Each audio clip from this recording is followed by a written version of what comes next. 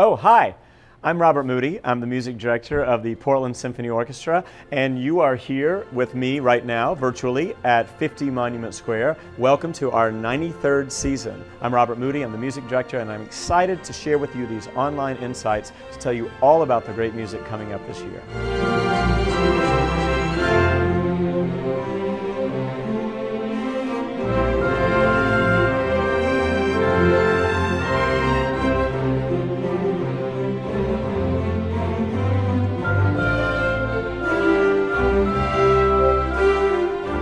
Hi everybody, I'm Robert Moody. I'm the music director of the Portland Symphony Orchestra, and I'm so excited to talk to you now about our Sunday classical concert on Sunday, October 27th of 2017. This concert, well, I've been thinking about how to appropriately honor a key figure focused upon in this concert for a number of years now. You see, one of the greatest musicians of the 20th century, one of the most impactful musicians of the 20th century, will turn 100 would have turned 100 on August 25th, 2018.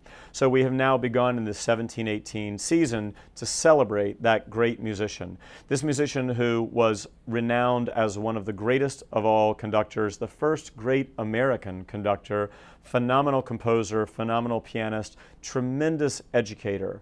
By now you might know that I'm talking about the great Leonard Bernstein. Leonard Bernstein had more impact on music and young musicians and young lovers of music than just about anybody, and we know this through his teaching, his conducting, and certainly his compositions. He will forever be loved for West Side Story, for Candide, but he also wrote 3 phenomenal symphonies, and we decided to honor Bernstein with the playing of one of those great symphonies, his first symphony, which has the nickname Jeremiah. So the Jeremiah Symphony of Bernstein is based upon, well, the prophet Jeremiah. And if you know anything from Sunday school days, Jeremiah was the weeping prophet, the sad prophet. He wrote Lamentations, a great worry about the state of the soul and the state of the world. And this is really the text that takes on this symphony. It's for orchestra and one soloist. We have a great soloist with us, a great friend of mine. Her name is Stephanie Foley-Davis, tremendous alto contralto voice, and she will be the soloist in the symphony. Since we have that sort of biblical take, I thought this might be a fantastic time to introduce the audience to another work that I've fallen in love with recently. I think everyone who knows me knows that one of my closest friends is the composer Mason Bates. I'm so proud of Mason Bates. His first opera, based upon the life of Steve Jobs, was premiered at Santa Fe Opera this past summer. Mason wrote about 10 years ago a choral work for the great choral group Chanticleer. And this entire work is called Sirens. One movement of Sirens is called the Book of Matthew. And the text is the story of when Jesus sees fishermen casting their nets and they're catching no fish, and then he says, cast on the other side, and they catch all sorts of fish. And of course they become his disciples, if you know that story. So Mason wrote a piece for Chanticleer, a 16-voice a cappella setting. Very difficult, very intricate setting. A few years ago, I commissioned Mason to rework the piece, and actually I got a chance to help him re-orchestrating the piece for an SATB, sort of more of a 4-part chorus and organ. Gives us a chance to once again use the great Koczmar organ and to introduce you to this phenomenal choral work of the composer Mason Bates. After intermission, the orchestra will be joined by choral art, our amazing choral compatriots, and also Stephanie Foley-Davis will be with us again to perform a work by Jenkins called The Armed Man. I feel that this is a very fitting piece in a concert that salutes Leonard Bernstein. Soon after the assassination of President John F. Kennedy, Leonard Bernstein gave one of the most important quotes that he ever gave. He said, "This will be our response to violence, to make music more passionately, more fervently than ever before."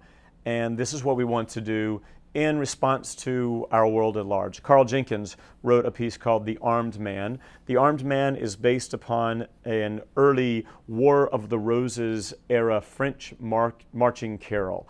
And this marching carol, L'Homme Armé, the armed man, was sort of what they would use to march into battle. The music begins with the chorus singing The Armed Man, and then moves through, well, just a smorgasbord, if you will, of various approaches to the thought of war and, more importantly, the hope for peace. So, for example, there are elements of the Latin Mass. There is a Kyrie, there is an Agnus Dei, but there's also an Islamic call to prayer. There are poems that speak from firsthand accounts of people who were involved in war. And at the end, finally, there's this great celebratory and finally poignant and quiet a cappella chorale call for peace. One thing I believe maybe more than anything else is that the universal hope for no war and the universal hope for peace is nonpartisan, is non-political, and it's something that we can really explore beautifully in the music that we make. And so there you have it, a concert that certainly is steeped in a bit of spirituality, and frankly, I find that the two mix together in a way that you can't tell where one begins and one ends, artistry and spirituality, especially when the composers are so specific in their intention. Bernstein in his Symphony about the prophet Jeremiah, Mason Bates in his text from the book of Matthew, Carl Jenkins in bringing together a multiplicity of religious and spiritual and poetic voices to say, no more war, let us ring out the bells of peace.